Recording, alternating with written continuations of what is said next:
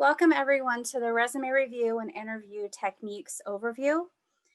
We're hoping that we assist you in making yourself stand out in the flooded job market. First off, we're going to be covering resumes, templates, tips, and talking points. Appearance of a resume, you want to make sure that your resume is inviting to read with clear sections and ample spaces between the wording, sentences, and sections throughout your resume. You want to make sure that you are staying consistent throughout your resume, sticking with the same technique throughout your document. If you have bullet points, you want to make sure that you have bullet points throughout each section to make it consistent. You want to make sure that your resume length is appropriate and the overall appearance is appropriate dependent upon the career level of the position that you're applying to. You want to try and avoid a document that is longer than one page. In doing that, you can use some tips like instead of putting your references on your resume, you can have a separate reference paper. And when you go to the actual interview, give the references to the employer. Or if an employer emails you upon reviewing your resume and application, you can provide them the reference document at that point. Your contact information, you want to make sure that it is business appropriate and that you have your correct email address. Again, make sure that it is an appropriate email. You want to try to have your name in your email and avoid colloquial terms. Make sure that your contact information is up to date, that your phone number is accurate, and you want to avoid putting your home address on your actual resume. Save your home address when you're actually filling out your onboarding documents with an employer. This is not only to avoid taking up space on your resume, it's also to protect yourself as well. Unfortunately, there are some issues throughout the world where certain information can be taken and utilized against you. And you don't want to avoid applying to a job by being scared of putting that information out there. So do not put your actual physical home address on your resume. You can put your city and state, and that can also bring up the conversation with an employer if you're willing to relocate or if you're looking to stay on one side of a specific city. For Las Vegas, you can put East Las Vegas, North Las Vegas, Henderson, Summerlin, or even more crucial, East Henderson or Northwest Las Vegas or Boulder City as well. For your skills and accomplishments section, you want these back up in your career summary. These are also going to be items that you're going to put on a cover letter as well. You want to make sure that you're not going into great detail when you're talking about your skills and accomplishment. You want them to be more bullet points and save the details for when you're in the actual interview.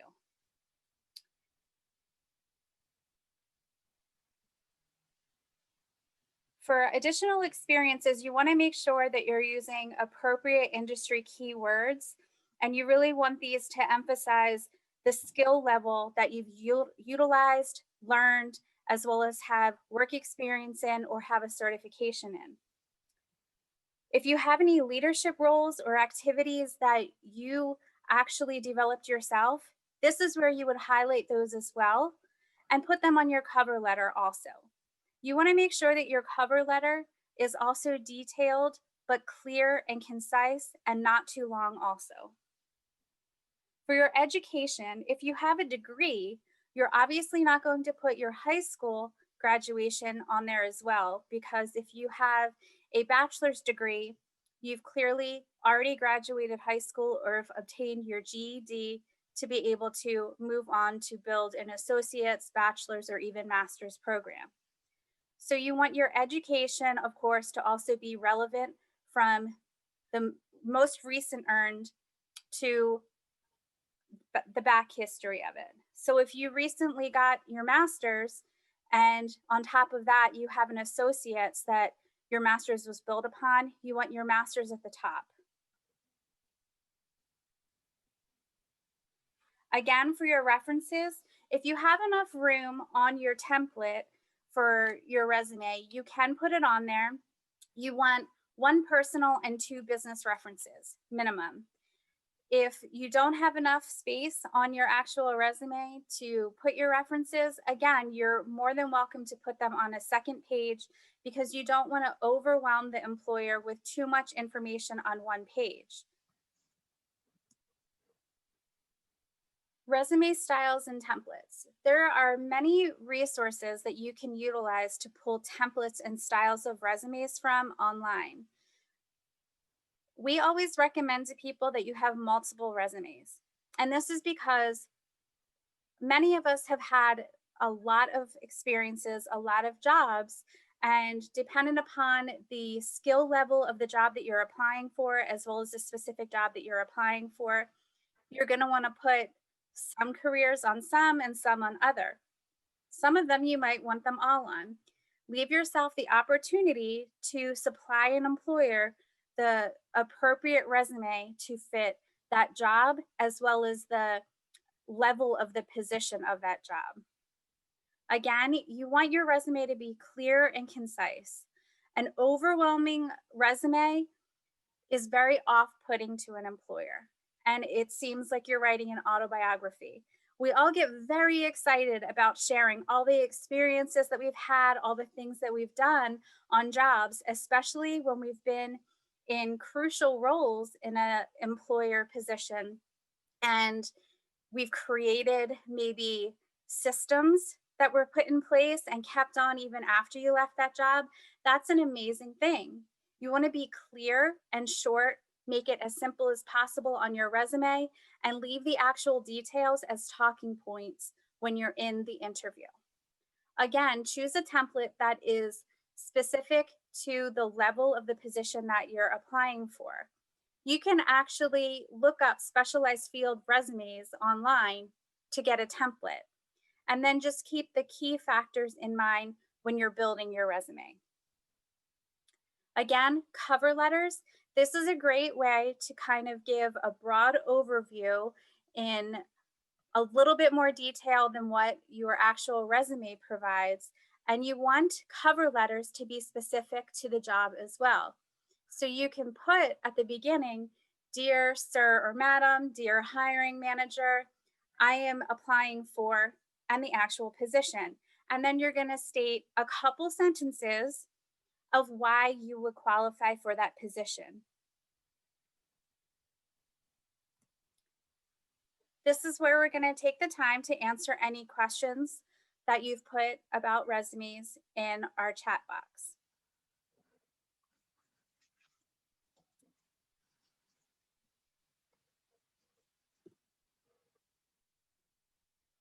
LaFawn, are there any questions in the chat box? No, there haven't been any questions so far. Okay, so we're going to move on then. So you got the interview. Now what are you going to do?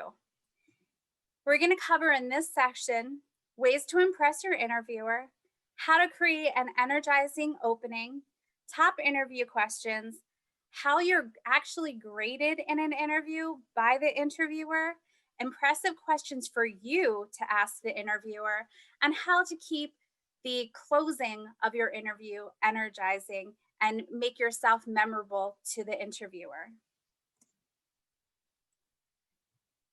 The most crucial thing is to be prepared. Ways to be prepared are: do your research. You're going to find out things about the employer, things about the company, how they see themselves growing in the future as a company. You're going to see, you're going to look online to try and find out the goals of the employer and how they want to grow in the economic path, and see if that aligns with your goals as well.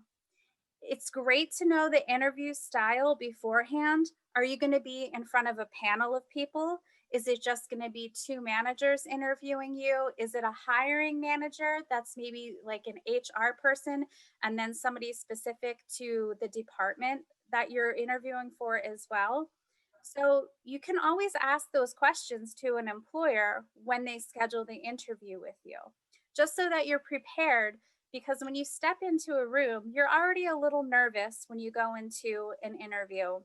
And if you're stepping into a room and it's a panel and they're just firing questions at you, that is very, very nerve wracking. So if you're prepared for that type of situation and you're on your game and you know types of questions that may be asked of you because you did your research for the company and you know that company's mottos, what they focus on, their techniques of how they interact with the community, you're going to be prepared and you're going to show that confidence. You want to always make sure that you arrive early and allow for delays. We live in Las Vegas. Right now, everything is a little virtual. So you also want to be prepared in that aspect as well. Make sure that your computer is already set up. If you have to have Zoom because it's a Zoom interview or a WebEx interview, make sure that those apps are already downloaded onto your computer beforehand so that the interviewer is not waiting on you to actually get in to the session. Even if it is a virtual interview, you want to make sure that you're dressed professionally. So make sure that you're well groomed and that you're dressed professionally. You want to greet your interview with a smile and, if it's appropriate, a handshake. Right now, in the world that we're dealing with, we're trying to avoid physical contact. So a head nod and a smile is definitely perfect body language at the greeting of an interviewer. Also, during your interview, you want to be aware of your body language. Make sure that you're making eye contact. Make sure that you're smiling with your words because that also comes across in your tone. If you're sitting there with a frown on your face and you're slumped over, it's going to portray to the interviewer that maybe this person isn't actually prepared. Maybe they're nervous. Maybe they don't know how to answer the question, or maybe they just don't really want to be here. You want to make sure that you are able to take notes and bring a pen with you. I know it may seem silly. Try and bring a little bit of a nicer pen with you and a notepad. If you have a portfolio or a folder that you're bringing extra resumes with you, or your cover letter, or that reference page, make sure that the folder or portfolio that you're bringing with you is also professional looking. There's no writing on the outside, no scribbles, it's not ripped or torn, and it's also neatly organized. Know what is on your resume. You made your resume. If they ask you a question about your degree or a job that you had and you don't even remember what you're supposed to say, that's kind of a red flag for the employer. Why don't they know what's on their resume? Did they lie on their resume? Were they being a little bit exaggerative? Really memorize your resume, know what you're going to talk about, and bring a spare copy. Even though you've already applied to the job at this point, the interviewer and the employer, whoever else is in the interview, has your resume on hand. They might not actually have it right in front of them. And it's good to have that kind of as a prop. Again, use appropriate language. You want to watch your tone, you want to choose your words carefully. If there is specific language that's necessary for a specific field, make sure that you're using it correctly. This also allows the interviewer to know that you do know some of the terminology that is happening within that field, within that workplace, and um, the words and the items that an actual employer is using on a day-to-day basis within that office setting. You also want to be able to ask the interviewer questions. This is a great way, one, to show that you are interested in the company as a whole, the interviewer themselves and their dynamic within the company, why they like the company, why they've stayed there, and what you would also find fantastic about working with that company. It also gives you the opportunity to show the interviewer that you did your research. If you're asking a very specific question that is only pertained to that employer, then they know, hey, this person actually did their research. They're interested in this company because of maybe what we do within the community, how we help our actual community that's aside from our daily duties. Little things are key points that's going to make you stick in the mind of that interviewer. You always want to send a thank you, whether it's in an email or a quick phone call. Today, again, everything is pretty virtual, so nobody's really sending letters in this day and age, but a thank you is always appropriate. And again, you want to make a lasting impression. And the way that you're going to do that is through your tone, your professionalism, doing your research, making sure that you know the information about the company going in, making sure that you actually know what is on your resume so that you know what you're talking about in the interview as well. The energizing open. Again, when you are greeted by the employer, you always want to state the employer's name. And again, there might be several people in the interview. There might be a couple managers and an HR person. So make sure that you're jotting down their names if that information wasn't given to you ahead of time, so that at the end, you can also refer back to that and you have their names kind of stuck in your brain. You know who is who, what their job is, and you know what your responsibility is towards that actual person that's interviewing you if you do get the job. Again, shaking hands. If it's virtual, obviously you don't have the opportunity to shake hands, and people right now are kind of a little leery about shaking hands. So, a head nod, always want to stick with a smile. Whether you're just sitting there listening, just make sure you have a positive, happy demeanor that show that you actually want to be there. And the way to do that is really having a smile when you're speaking with your words. That comes through. If you have a smile on your face, it really does help you create that positive energy and tone and keep the energy enthusiastic throughout the interview. You also want to state the position that you're seeking. Hi, thank you so much for taking the time to meet with me today. LaFawn, I really appreciate you taking the time to interview me for blah, blah, blah position. You also want to, again, offer your application or resume. And again, make sure that you keep that stuff neat and tidy in a portfolio or a folder. Top 10 interview questions. These are across the board, pretty much what every employer asks in an interview. And a lot of them can kind of stump you because you are sitting there talking about yourself in an interview, and it's very easy to get off track. It's easy to get sidetracked and kind of go off onto a different topic. So you kind of want to prepare yourself. These are things that you're actually going to want to practice. See if you have somebody to practice with, practice in front of a mirror, really practice answering those with the correct facial expressions, as well as making sure that you're not talking with your hands too much. I know that for me, I'm Italian, I am a hand talker. So I have to watch that about myself. And I know that. So if you know certain things about yourself going into an interview, you're also going to be able to prepare yourself in that aspect as well. So, top 10 things interviewers love to ask you. They're going to want to know about you. So, this is your opportunity to shine. This is kind of what you're going to talk about on your cover letter as well. What makes you the perfect candidate from the next person? You are perfect for this job. Why? This is where you're going to want to talk about it and really exemplify the key points of your knowledge that are specific to this job. You're also going to want to talk about why you're interested in this specific company. Maybe it's because of the growth rate that they have in the industry. Maybe it's because of the community morale that they build within Las Vegas or Henderson.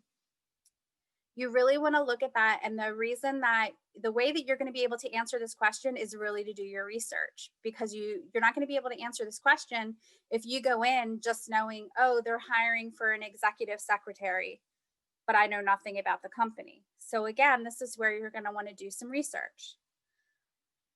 They may ask you to provide a difficult experience and how you resolved that in a previous work experience. So be prepared to answer that. And it might be a mistake that you made on the job. How did you resolve it and how did you learn from it? And some of these questions might overlap as well. You'll notice that in interviews sometime. Um, and a lot of times it's because the interviewer or company wants to see if you're being honest about a question when they word the same question in a couple different ways. So you might find yourself giving the same example or the same answer for different questions. You want to make sure that you clearly and concisely actually answer the question, though. A really fun question that employers love to ask is, do you prefer working in a team or independently? And there are a lot of people that like working in one or the other. However, from an employer perspective, and you want to see it from the employer's perspective when you're answering these questions, you maybe want to give a brief answer of why you enjoy working both in a team and independently, and why you can effectively and efficiently complete tasks and reach goals working in both a team setting and independently. The next one is a little tricky. What do you dislike about your previous job? This is not going to be a rant fest about what you did not like about your previous employer, or, oh, I got fired from my last job because the manager didn't like me.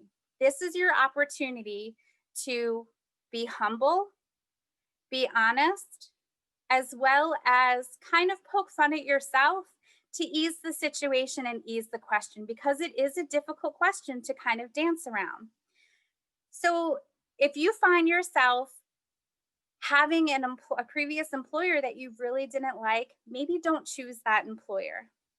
Maybe talk about an employer that you actually did like, but there was like some little minute thing, and you provide an answer that actually results in a positive answer, that it shows that you didn't actually dislike the company, it just maybe wasn't your way of doing things. Again, they're going to want to know a mistake that you made and what did you actually learn from it? How did you resolve it? How did it let you grow within that company?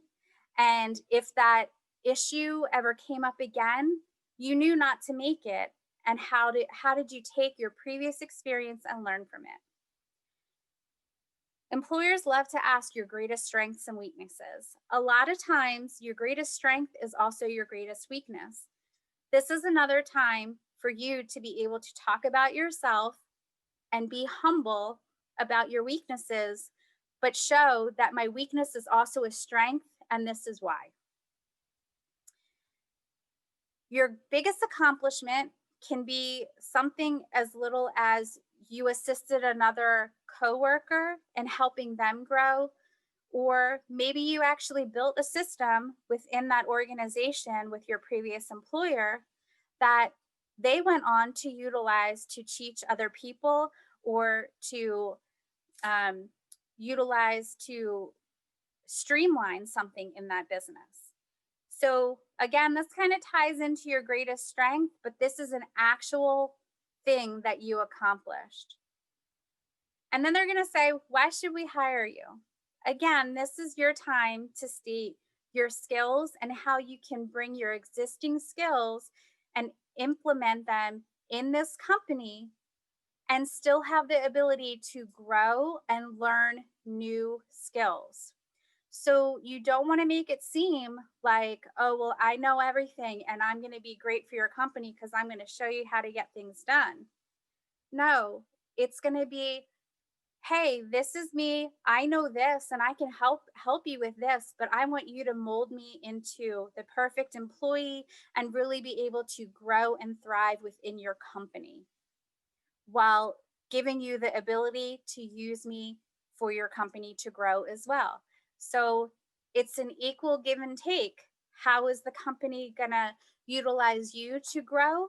And how are you going to utilize the company to grow? And then the employer is going to ask you, do you have any questions for me? And this is your point where you're going to flip on them and say, well, I learned this about your company. Can you tell me a little bit more about that? Or how do I how do you see my daily duties going every day? In this position, what are my daily tasks that I would be doing on a daily basis? Is there room to grow in this company? Tell me a little bit more about the company. This is where you want them feeding you information. And it lets them know that you're actually interested in that company and that you want to be a part of that culture within that company. The thing to keep in mind is that when you're in an interview, you are being graded.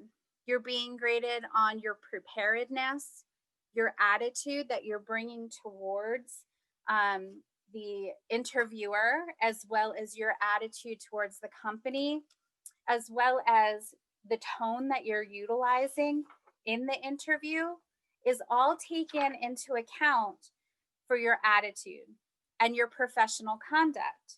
This also ties back in to the language and tone that you're building throughout your resume.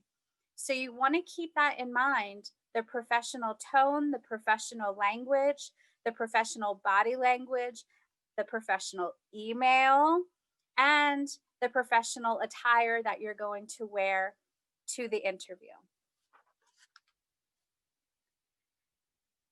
Your skills, experience, and training, again, these are things that you're graded on.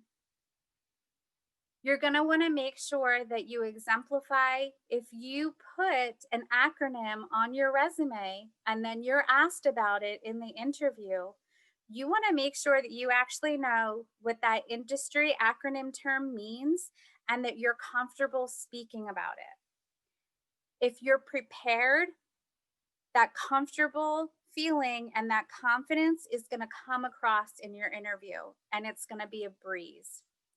This is also something that you're going to be kind of graded on as well, is the training that you've received. So again, putting on there any certifications that you've had is really crucial.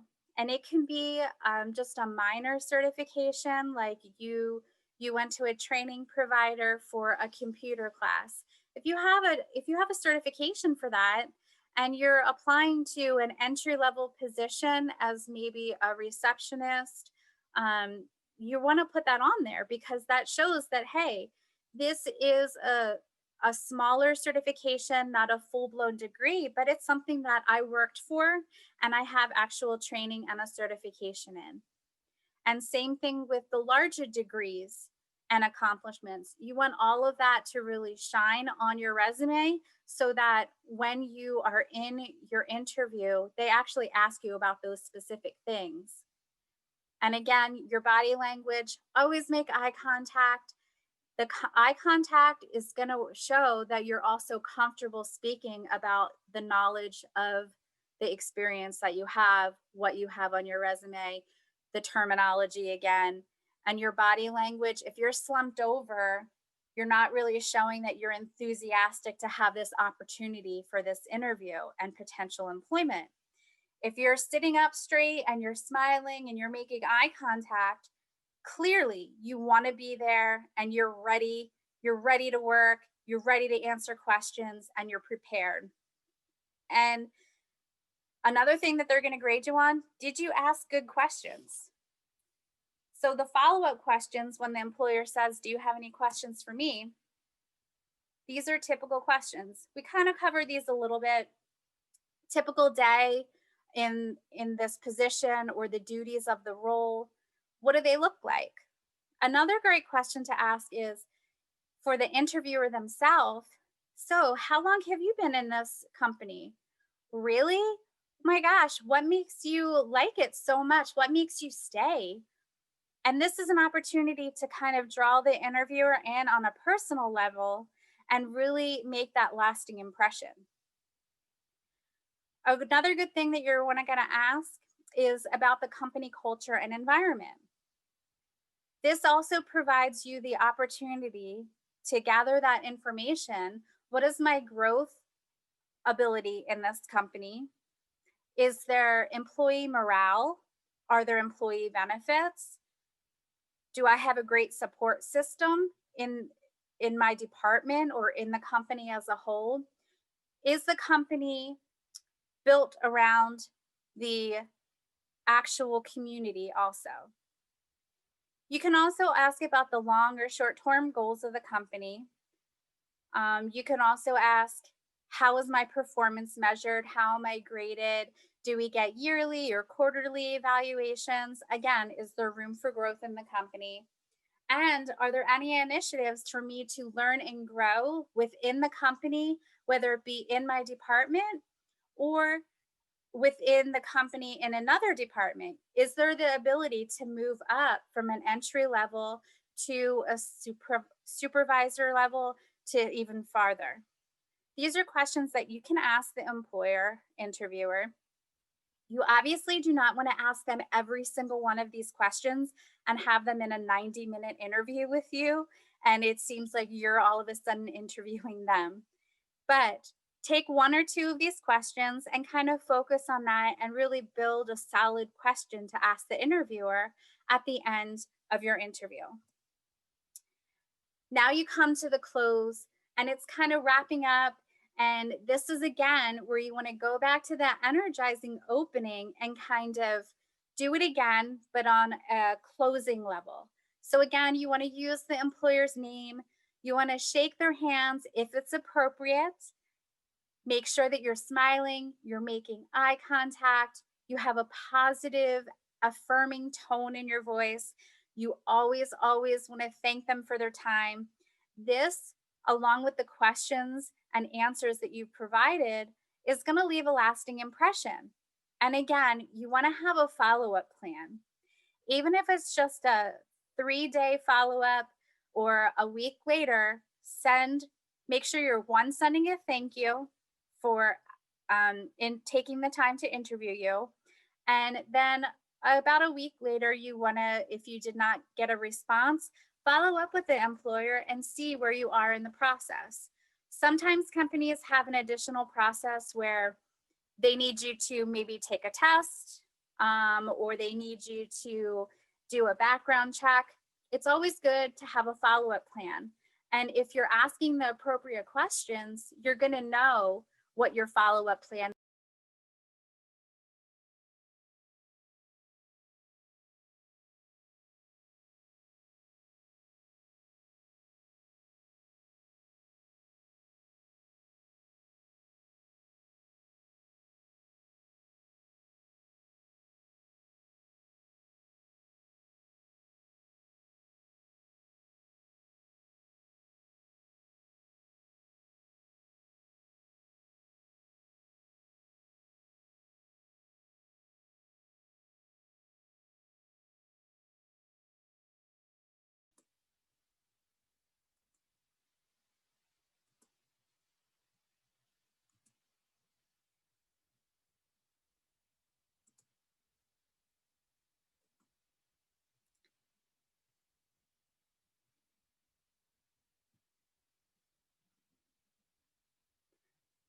Here we are at the interview and Q&A segment. Do we have any questions at this point as far as interviewing goes?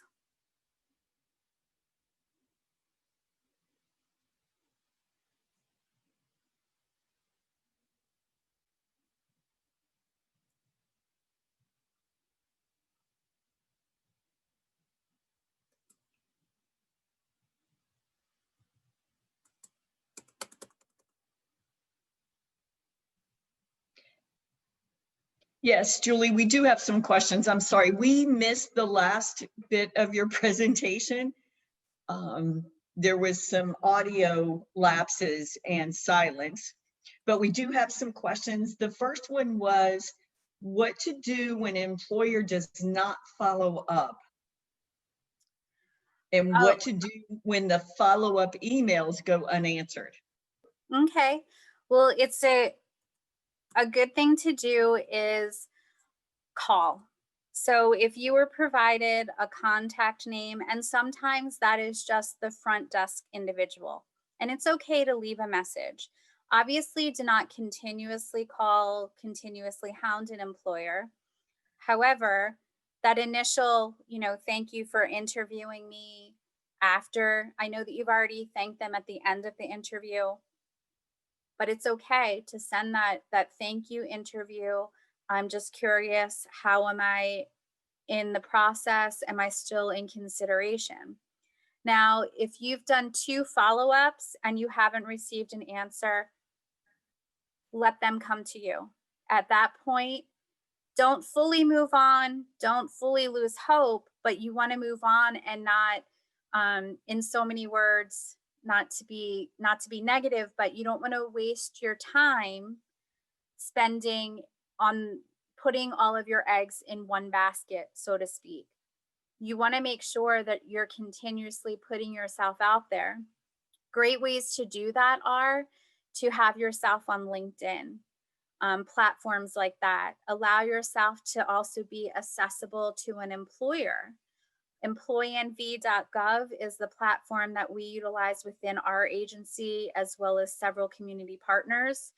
And that website actually gives employers the ability to also search for you, not just you searching for them.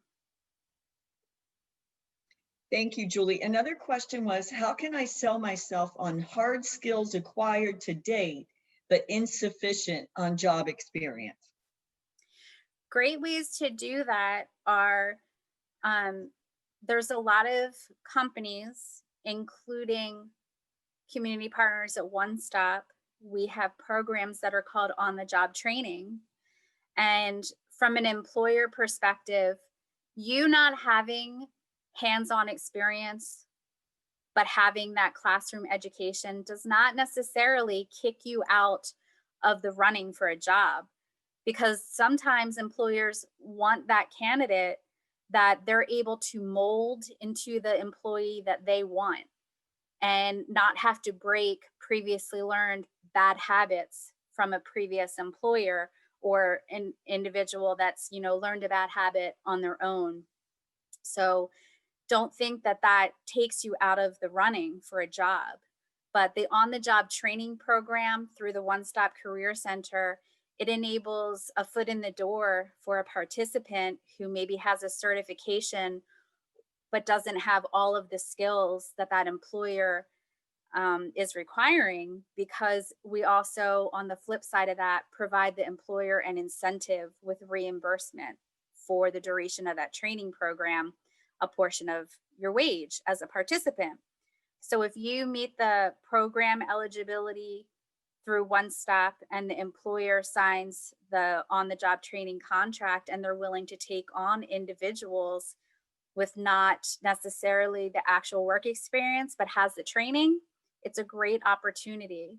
So again, just don't keep yourself, don't be your own barrier. Don't not apply to something because you don't have the work experience in it. Thank you. I just wanted to make sure that we answered all of Marcus's questions. I Okay. don't know if you unmuted everyone or just me. Just you. Okay. So Marcus, please follow up in the chat if we did not answer or you have additional questions, or anyone else that has questions, please.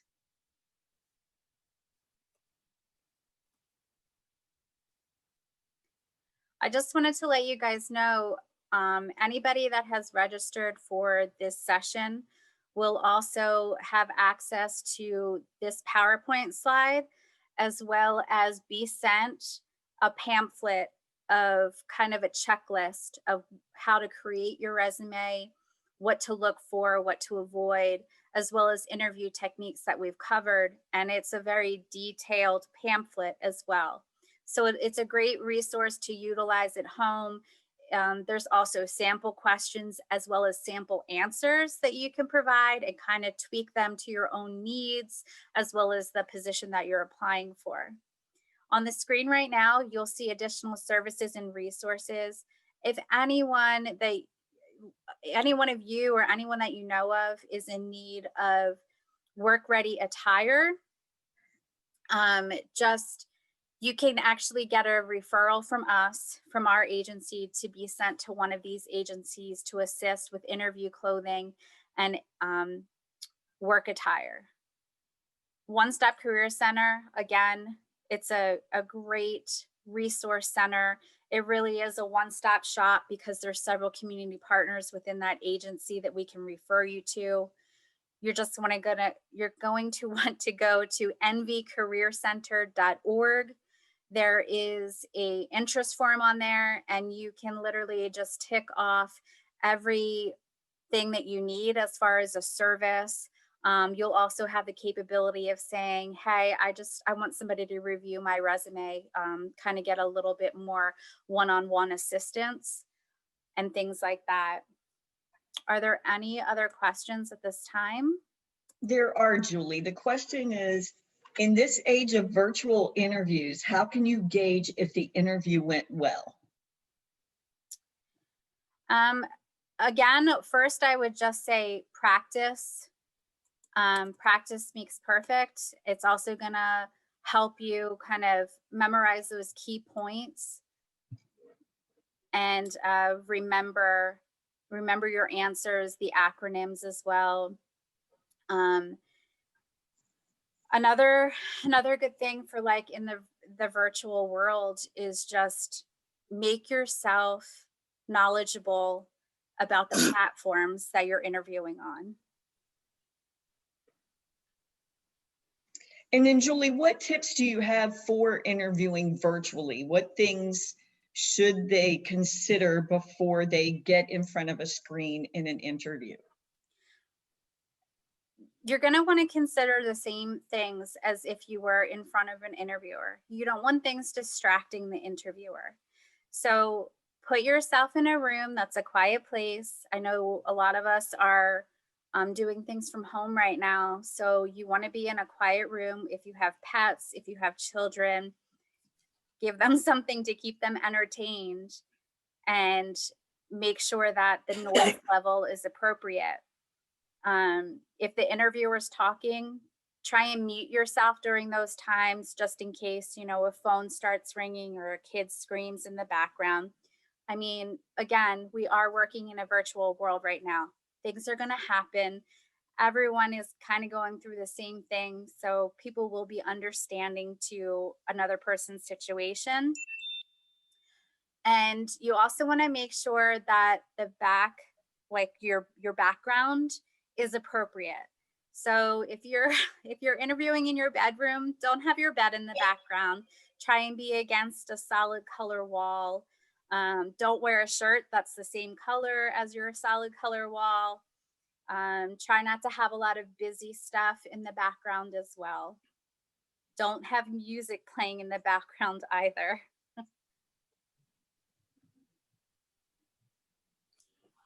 Julie? Thank you. Yes.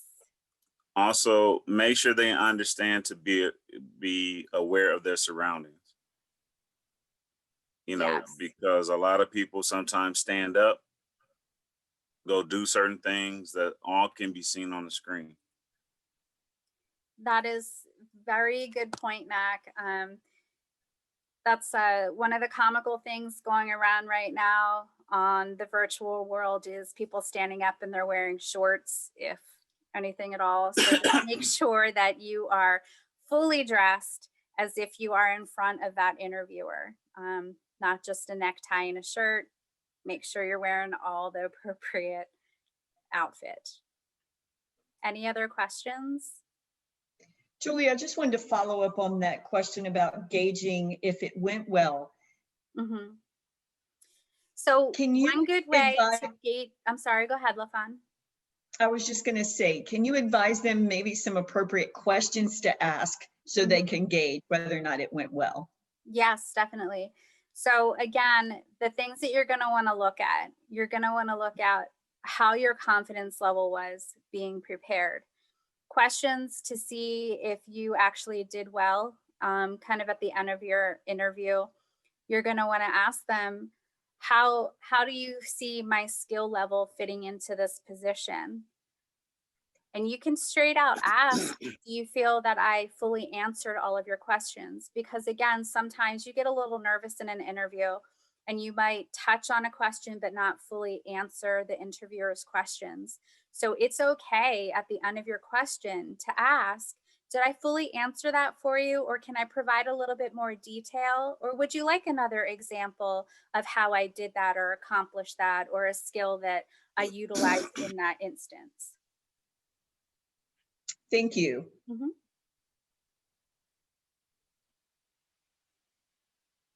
Are there any other questions?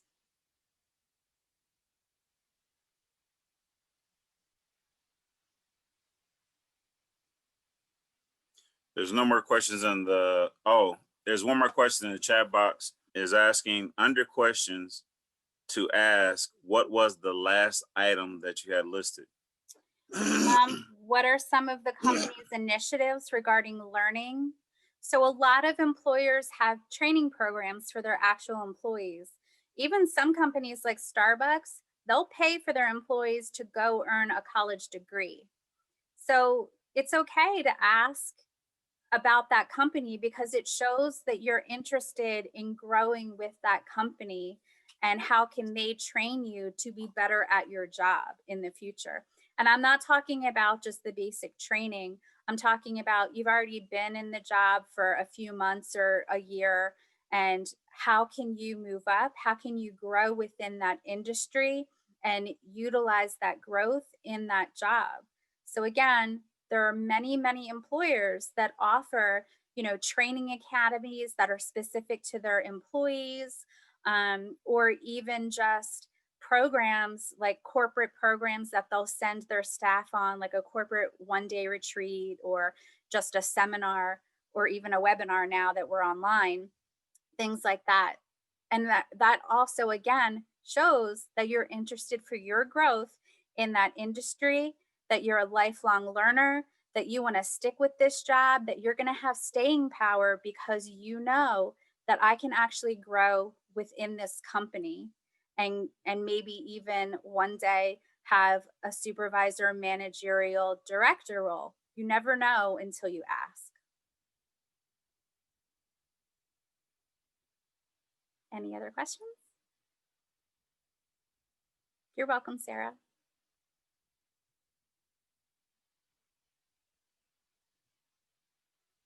Okay, if there's no other questions, we're going to wrap this up.